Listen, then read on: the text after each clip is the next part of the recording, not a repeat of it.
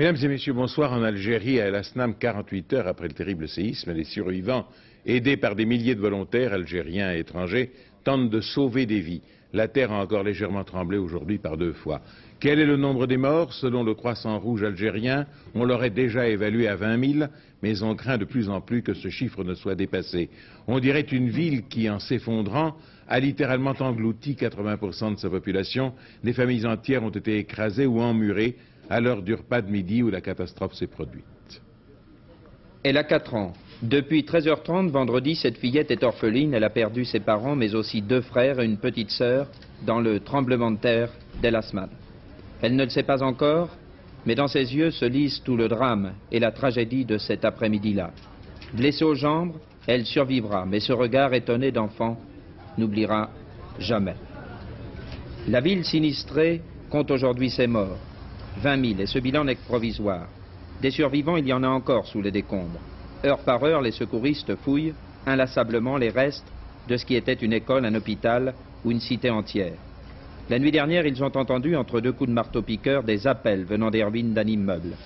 Pendant des heures et des heures, ils ont dégagé des tonnes de gravats, coupé les armatures de ferraille au chalumeau. Un homme, 2 femmes et un enfant étaient prisonniers là, sous une dalle, à moins de 50 cm de profondeur. Une équipe chirurgicale a essayé, elle aussi, pendant des heures, de les sortir de là. Coincés jusqu'à la poitrine, les 2 femmes et l'enfant n'ont pas pu être sauvés. Les médecins les ont anesthésiés afin que tous 3 s'éteignent sans souffrance. L'homme, lui, a été amputé sur place, avant d'être dégagé.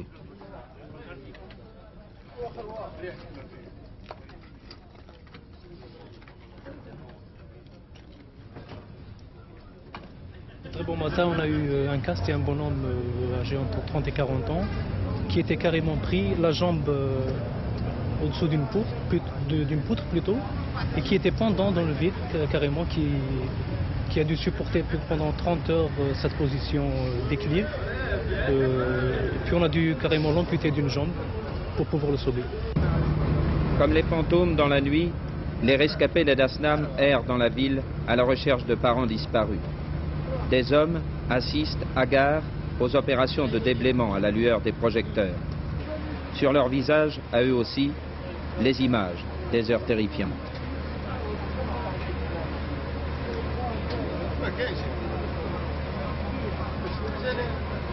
Avec ce qu'il leur reste, une couverture, un matelas, objet dérisoire, les gens se regroupent dans des campements de fortune à la périphérie de la ville. Ils ont peur. Il y a de nouvelles secousses, comme celle ressentie vendredi dernier.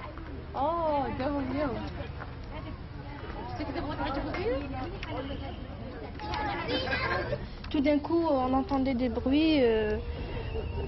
En voyant, c'était vraiment... On ne pouvait pas voir, tu vois. C'était catastrophe. Bon, le bâtiment qui était en face de nous, c'était vraiment... détruit, il n'y avait aucun qui était vivant. Sauf nous, on s'est sauvés, il y avait des blessés. Moi, je sautais, il y avait une planche qui est tombée sur moi. Puis si maintenant on ne peut pas dormir dans des maisons, c'est parce qu'à chaque fois, il y a des secousses et puis il y a des trucs, des murs et tout qui tombent sur nous. Et puis maintenant qu'on est dans des tentes, on est plus en sécurité que dans des maisons. Et puis ils nous ont évité aussi de marcher sous des balcons, sous des maisons, parce que chaque fois... Reconstruira-t-on sur les ruines? C'est bien sûr la question que se posent aujourd'hui les survivants du séisme. Certains d'entre eux ont déjà connu le tremblement de terre de 1954, ils sont pourtant restés. Aujourd'hui, ils ont une nouvelle fois encore tout perdu. Mais la misère semble compter pour peu à côté du deuil qui a frappé chaque famille. François Cornet, vous venez de rentrer à Paris après avoir passé 36 heures là-bas. Vous étiez encore la nuit dernière, comme on a vu dans votre reportage. Qu'est-ce qui vous a le plus marqué comme témoin? Eh bien, je crois que ce qui m'a le plus marqué, ce ne sont pas les ruines ou les convois militaires apportant du renfort, du matériel, du ravitaillement. C'est plutôt cet effort de solidarité nationale que j'ai ressenti. J'ai vu des gens qui venaient de partout, des villages avoisinants des villes, essayer de participer au sauvetage, de fouiller à main nue les ruines pour aider les sauveteurs à retrouver des survivants. J'ai assisté à plusieurs catastrophes dans plusieurs pays, notamment en France. Je n'ai jamais ressenti cet effort de solidarité. Les gens venaient plutôt en curieux qu'en participant. Il faut donc croire que les secours sont arrivés très vite et que malgré une panique bien compréhensible, tout a été bien organisé. Oui, les secours s'organisent parfaitement. Après ces premiers instants de panique, les médecins sont arrivés, bien sûr, de tous les hôpitaux d'Algérie, mais aussi de l'étranger, notamment de France. Et on sent maintenant que les secours sont parfaitement organisés, que le ravitaillement est parfaitement organisé. Et ce qui inquiète maintenant les autorités, c'est l'épidémie qui risque de se déclencher dans les prochains jours. Et là aussi, ils font des efforts pour essayer de l'enrayer. Écoutez, on dit depuis 2 jours déjà 20 000 morts. À votre avis, davantage ou peut-être un peu moins? Alors, je ne peux absolument pas répondre à votre question. C'est celle que j'ai posée moi aussi pendant 2 jours. Et il y avait 150 000 habitants dans cette ville. Pour l'instant, on a retiré quelques milliers de corps des décombres. Et on prétend qu'il y en a effectivement plusieurs dizaines de milliers encore sous les décombres. Mais il est impossible maintenant de citer un chiffre. Je vous rappelle que dans un deuxième entretien téléphonique avec le président algérien, M. Benjedid, M. Giscard d'Estaing lui a renouvelé l'assurance que tout concours qui pourrait être utile à l'Algérie meurtrie était à la disposition de l'Algérie. Un appel est lancé à tout le personnel médical ou paramédical algérien qu'il téléphone à Paris au numéro 651 77 77. On a besoin de vous là-bas. Si les spectateurs souhaitent faire un don par la Croix-Rouge française, voici son compte chèque postal 600 00 Paris, spécifié Algérie. Si vous voulez faire ce don par le Secours catholique, le compte chèque postal du Secours catholique s'inscrit sur votre écran, 56 20 09 K Paris.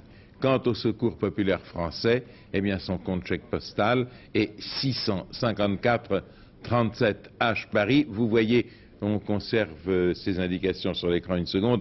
Le numéro de téléphone, c'est 307 86 09 et l'adresse du Secours populaire, c'est 9 rue Froissart, dans le 3e arrondissement de Paris. Le Parti communiste a achevé aujourd'hui les travaux de sa conférence nationale, travaux qui se sont déroulés à la mairie de Nanterre, près de Paris. Comme nous avons pu vous le dire dès 13 heures, Georges Marchais, secrétaire général du parti, a été désigné à main levée et à l'unanimité candidat du PC pour les élections présidentielles de l'an prochain. Un résumé des travaux d'abord par Jean-Michel Mercurol. Lorsque Georges Marchais arrive hier matin à la conférence nationale de son parti qui doit désigner le candidat communiste, nul ne doute qu'il est bien cet homme-là. Ce matin d'ailleurs, ce fut un vote unanime pour le choisir. Pourtant, vous allez le voir, il a bien failli manquer une voix.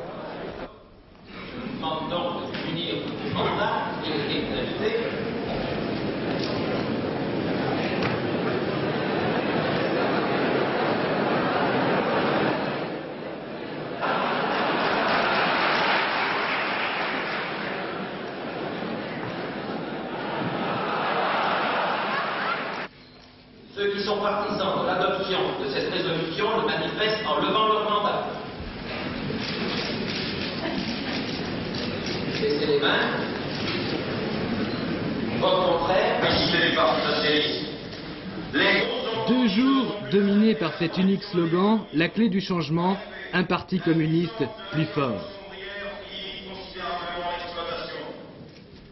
Ainsi, le débat de Nanterre s'est résumé 2 jours durant à la tribune par une succession d'interventions toutes conçues comme des illustrations du rapport introductif de Charles Fitterman. Un rapport qui avait parmi ses cibles le Parti socialiste.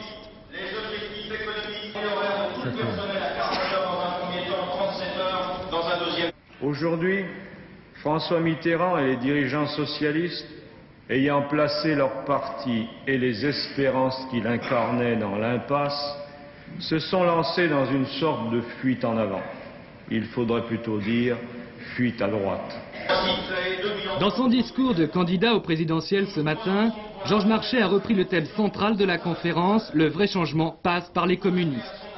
Le grand malheur pour la France et les Français, c'est que le Parti communiste soit écarté depuis tant d'années de la direction des affaires publiques.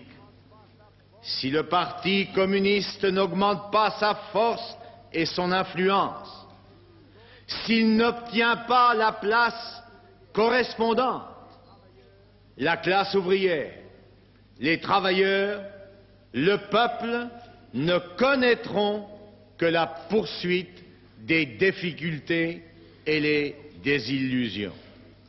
Si par contre, les travailleuses et les travailleurs, les jeunes décide de lui accorder ce soutien grandissant, cette place nécessaire, alors de grands espoirs sont permis aux travailleurs et à la France.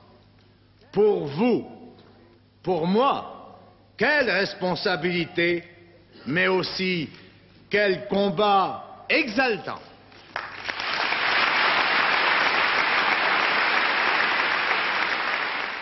À vrai dire, on s'attendait à la candidature depuis longtemps.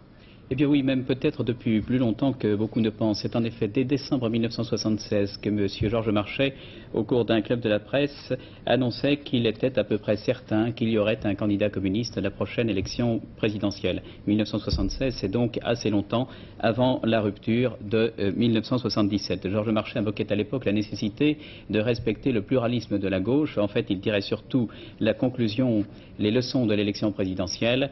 Et il était évident que le fait que François Mitterrand soit le candidat unique de la gauche avait bénéficié au Parti socialiste. Aujourd'hui, on est bien au-delà du pluralisme de la gauche, on est même au-delà de la rivalité, on est, pourrait-on dire, dans les hostilités. Le Parti communiste tente à présenter son candidat comme étant le seul vrai candidat de gauche et comme étant le candidat du vrai changement. Mais qu'est-ce que le Parti communiste français entend par le vrai changement? Eh bien, le vrai changement, c'est bien sûr la transformation complète de la société. Il faut préciser, je crois tout de suite, que le Parti communiste n'attend pas ce vrai changement de l'élection présidentielle dans la mesure où elle ne se fait pas d'illusions sur un succès possible de son candidat. Et les formules employées là sont parfaitement claires. Georges Marchais ne se présente pas pour gagner. Georges Marchais se présente pour que le Parti communiste, comme dit Charles Fitterman, puisse se compter et puisse compter, c'est-à-dire aussi pour qu'il puisse compter face au Parti socialiste. Et si Georges Marchais, dans son discours, considère M. Giscard d'Estaing comme l'ennemi numéro un de la classe ouvrière et de la démocratie, s'il se garde d'attaquer le Parti socialiste, tout au long de ces débats, ce Parti socialiste a été très mal mené par tous les délégués. Le vote a été unanime, mais y a-t-il unanimité au sein du parti? Eh bien d'abord, ce n'est pas étonnant qu'il y ait unanimité, étant donné le fonctionnement du Parti communiste. Les délégués qui étaient là sont des délégués qui ont été élus par les comités fédéraux, c'est-à-dire que même s'il y a eu débat à la base, ce sont les représentants, dans chaque cas, dans chaque fédération, les représentants de la majorité qui ont été élus. Quant à la contestation, quant à l'opposition, il est bien difficile de l'évaluer. Ce que l'on peut dire, c'est que d'une part, il y a eu la démarche de M. Fisbin, que nous avions interviewé une quinzaine de jours, qui demandait à être entendu par la conférence et qui ne l'a pas été. Et aujourd'hui, quelques-uns de ceux qu'on appelle les communistes critiques se sont manifestés. Ainsi, Mme Yvonne Kiles parle du culte de la personnalité. Je crois qu'il faut faire deux remarques. La première, c'est que s'il y a une opposition et qu'il est difficile de chiffrer, cette opposition porte plus sur la ligne politique du parti que sur la personne même de Georges Marchais. Et puis secondement, que la volonté du Parti communiste est telle de marquer des points à l'occasion de l'élection présidentielle que tout sera mis en œuvre pour mobiliser les militants. On peut dire que ce soir, c'est une énorme machine politique et électorale qui s'est mise en marche. Alors, quelques réactions des socialistes. À Gouvieux, dans l'Oise, François Mitterrand, au colloque sur la social-démocratie, a dit en substance « Le PC tend une main secourable au capitalisme ». M. Mitterrand a dénoncé la complicité, dit-il, qui existe en France entre les deux hommes de Cro-Magnon, celui de la droite et celui du Parti communiste, lesquels sont, je cite M. Mitterrand, copains comme cochons. Et selon Georges Sarr, tendance CRS, le plan du Parti communiste est machiavélique. Pour M. Sarr, il est inacceptable qu'une orientation politique suicidaire pour la gauche tout entière et pour le PC lui-même sera mise en œuvre sans souci des préoccupations réelles des travailleurs et des Français. Demain, à Cartes sur table, l'émission de Jean-Pierre Elkabbach et Alain Duhamel, l'invité, c'est justement Georges Marchais. Lorsque Michel Debré avait annoncé sa candidature au présidentiel, il vint à Cartes sur table pour expliquer sa position. Cette fois-ci, c'est donc le tour de Georges Marchais, auquel les meneurs de jeu de l'émission poseront maintes questions sur son programme, sur la campagne qu'il entend mener, sur les objectifs à moyen et à long terme du Parti communiste. Pour savoir ce que pensent et ce que veulent les communistes, il sera fort utile de suivre demain Cartes sur table. Le congrès du Parti radical qui s'est tenu pendant ce week-end à Aix-en-Provence a décidé, après de vives discussions, de soutenir Valéry Giscard d'Estaing si celui-ci était candidat à l'élection présidentielle, mais pour un septennat différent. C'est la motion proposée par Didier Berriani, président du parti. Dans cet esprit, les radicaux ont précisé un certain nombre de priorités allant, selon eux, dans le sens d'une meilleure justice sociale et fiscale. Violente bagarre à Rambouillet, dans les Yvelines, entre dirigeants des faisceaux nationalistes européens, successeurs de la FAN, et jeunes militants juifs. Marc Fredriksen et un membre de son équipe blessés ont dû recevoir des soins à l'hôpital de Rambouillet.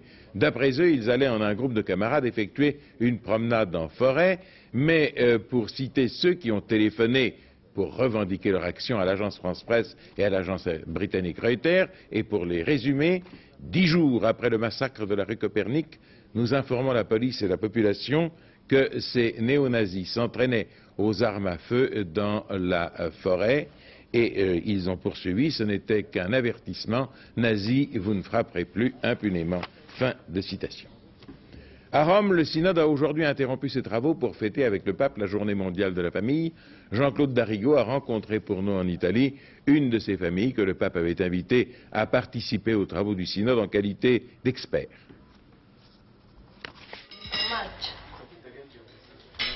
Une famille dans une HLM de la banlieue de Rome, le père, un petit employé dans un ministère, la mère à la maison avec 5 enfants à s'occuper.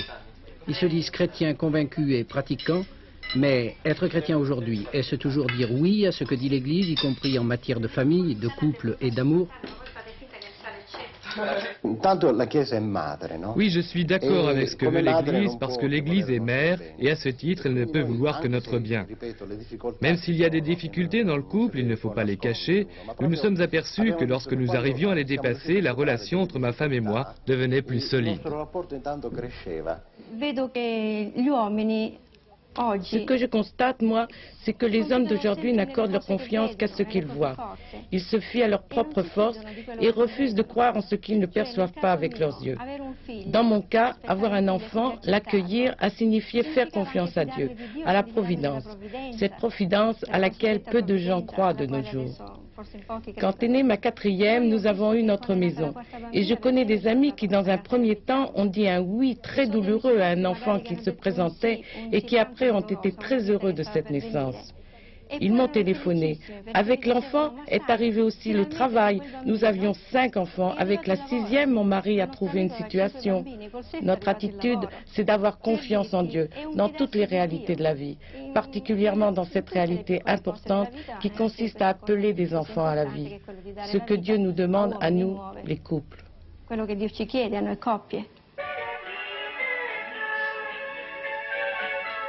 Parmi les 5 enfants, 2 garçons, 18 et 16 ans. Ils disent « Personne ne nous a forcés » et pourtant ils sont d'accord avec les options et les choix de leurs parents.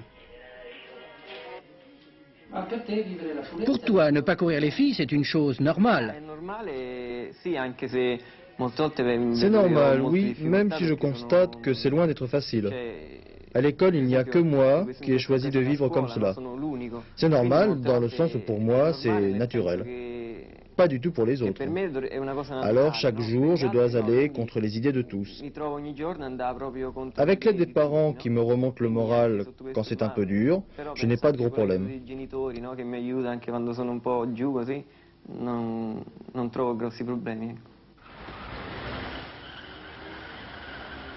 Peut-être de nombreux catholiques ne se retrouveront-ils pas dans cette famille qui vit à contre-courant des comportements de la majorité de ses contemporains et qui le sait. Elle ne prétend pas que ce soit facile, mais elle dit que c'est possible. En optant pour le oui à l'Église, cet homme, cette femme, ces jeunes semblent dire avec le synode réuni au Vatican, être chrétien demain, ce sera d'abord vouloir vivre autrement. À Paris, le salon de l'automobile a fermé ses portes ce soir. Pour les professionnels, c'est un succès. 1 40 000 visiteurs, il faut remonter à 12 ans en arrière pour trouver autant de monde. Or, comme on a toujours noté une analogie entre le nombre des entrées et les achats de voitures qui suivaient, on peut raisonnablement penser à une bonne reprise des ventes ces prochains mois. C'est un optimisme d'autant plus logique qu'une remarque s'impose. Il y a seulement 5 ans, sur 100 ménages, 68 possédaient une voiture. Maintenant, cette proportion est de 80%. Et pourtant, comme vous allez pouvoir le constater, le prix des voitures n'a pas cessé d'augmenter.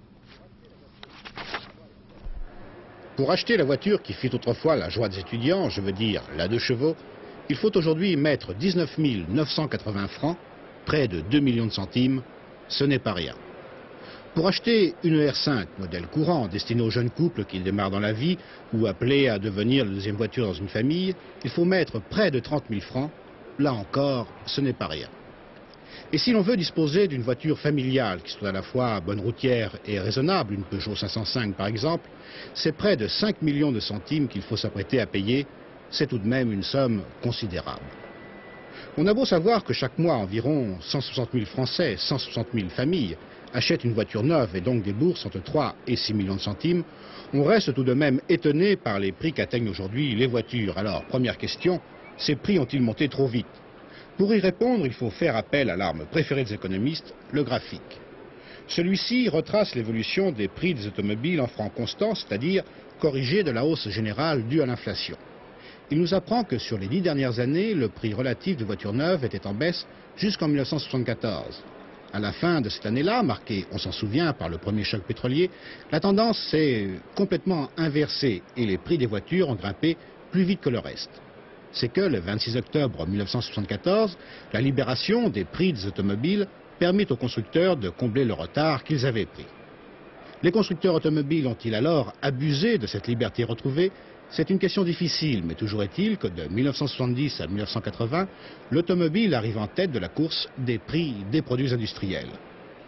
Sur ces 10 ans, le matériel d'optique, appareils photo et chaînes haute fidélité a augmenté de 30%. Les médicaments viennent ensuite avec 46%, puis l'électroménager avec 70%, les meubles avec 111%, et les vêtements avec 120%. L'automobile, elle, a grimpé en 10 ans de près de 170%. Mais peut-on comparer la voiture d'hier à celle d'aujourd'hui? Les constructeurs, en tout cas, en tirent prétexte pour justifier ces hausses. Il n'y a plus aucun rapport entre les automobiles que l'on vendait il y a 7-8 ans et celles qu'on vend aujourd'hui. Et bien sûr, tout ça, il faut le payer. Oui, mais tout de même, les prix des voitures ont fait un bond fantastique en 1974. Il n'y a pas eu un bond particulier dans la technologie automobile en 1974. Alors pourquoi? Oui, 1974 est un cas un petit peu particulier dans la mesure où, pendant 30 ans, les constructeurs avaient leurs prix contrôlés et où, à cette époque-là, ils ont été autorisés à procéder à un rattrapage nécessaire pour qu'ils puissent financer les investissements qui sont précisément ceux qui ont permis les progrès techniques de la voiture. Rattrapage nécessaire peut-être, mais le fait est qu'aujourd'hui, les automobilistes commencent à faire la grimace. Ils achèteront cette année 100 000 voitures de moins que l'an dernier. Guerre Iran-Irak, sur le terrain les combats redoublent de violence, bien que chacun des deux adversaires prétende dans ses communiqués avoir pris l'avantage sur l'autre, l'impression générale est que les troupes irakiennes sont durement passées à la contre-offensive. Sur le plan diplomatique, on assiste à de très violentes attaques de la Syrie contre l'Irak.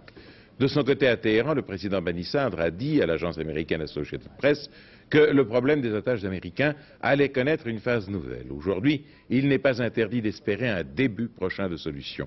Avant que Paul Nahon fasse l'analyse du jeu diplomatique très serré qui se joue dans cette partie du Proche-Orient, tentons de faire le point de la situation militaire. Depuis hier matin, les forces irakiennes ont repris l'offensive contre la province du Khouzistan, une offensive menée par l'infanterie, les blindés et l'artillerie. Après avoir dépassé la ville de Khorramshahr, où de violents combats sont en cours, les chars irakiens, portés sur des ponts flottants et accompagnés d'engins amphibies, ont franchi le fleuve Karun, situé entre la ville de Khorramshahr et Abadan. Le port d'Abadan, qui est maintenant l'objectif prioritaire de l'armée irakienne. Selon Bagdad, les troupes irakiennes auraient progressé de 7 km au-delà du fleuve Karun, tandis que selon Téhéran, ces mêmes forces irakiennes auraient été anéanties. C'est ce qu'a déclaré ce soir le président Bani Sadr. Quoi qu'il en soit, après avoir perdu l'initiative sur le terrain, dans un premier temps, il semble que les Irakiens soient pressés de la reprendre pour essayer d'imposer une décision qui manifestement leur échappe. Les troupes iraniennes résistent, elles résistent bien. L'imam Khomeini a confié aujourd'hui la conduite de la guerre au Conseil supérieur de la défense, un conseil que le président Bani Sadr dirige.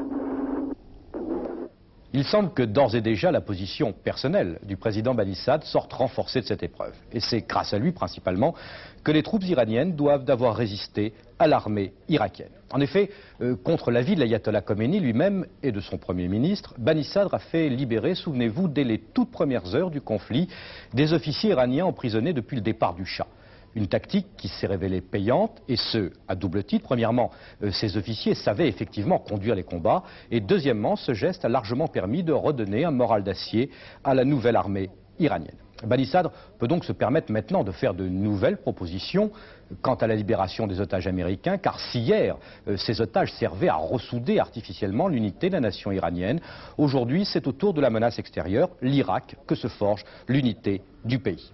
Cependant, 4 semaines après leur déclenchement, les combats risquent de s'étendre. La Syrie, forte de son accord de coopération avec l'Union soviétique, eh bien la Syrie risque d'aider ouvertement l'Iran.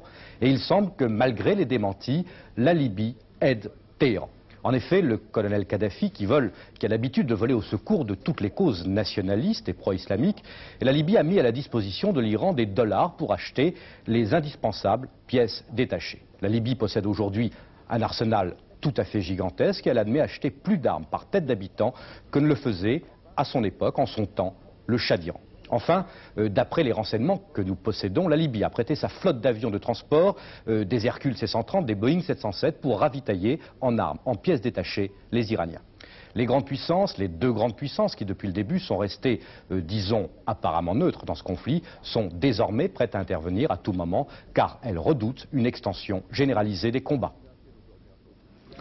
Élection présidentielle aujourd'hui en Côte d'Ivoire, un candidat unique du Parti démocratique ivoirien, M. Houphouët-Boigny, qui est le président de son pays depuis l'indépendance et qui, lors de sa dernière élection il y a 5 ans, avait obtenu 99,98% des voix.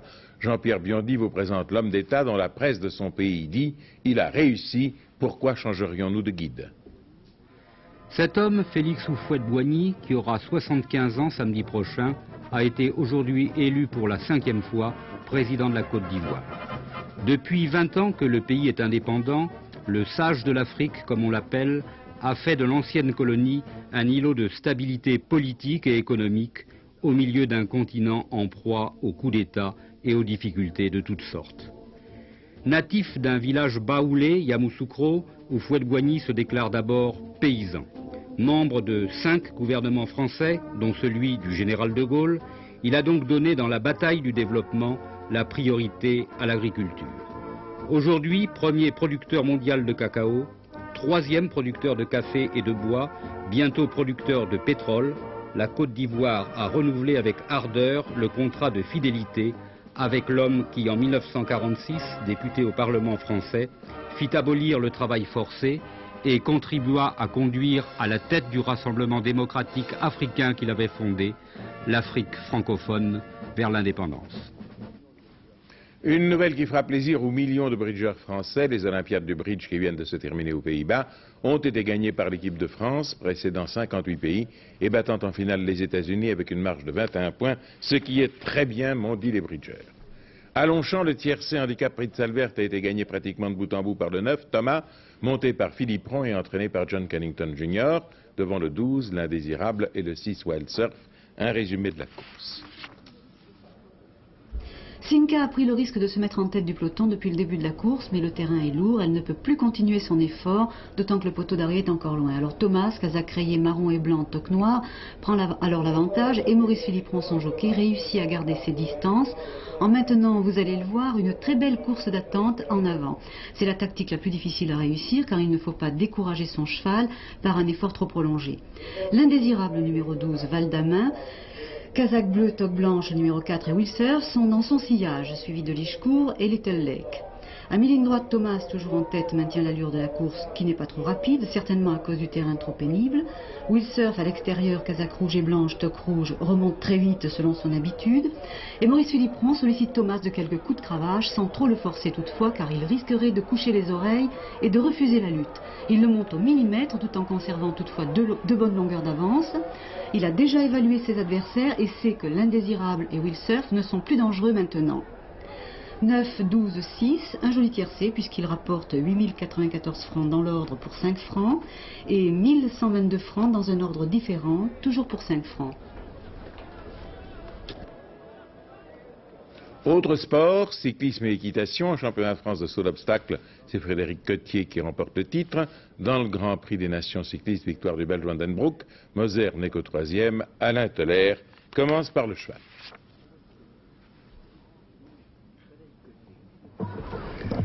Frédéric Cottier, ici en selle sur Flambeau. Son alezan est incontestablement le meilleur cheval français actuel. 30 couples choisis sur les grands concours de l'année, puis ici à Fontainebleau, 2 épreuves qualificatives et 15 retenues pour une finale en 2 manches. Bref, une nouvelle formule sélective, laissant moins de place au hasard. Jugez plutôt, les 4 premiers du classement général sont Cottier, Balanda, Godignon, Nicolas, l'entraîneur national Marcel Rosier occupant la 5e place. Ce soir, ici à Fontainebleau, Frédéric Cottier et Flambeau sont sacrés champions de France de saut d'obstacle. Malgré cette petite barre.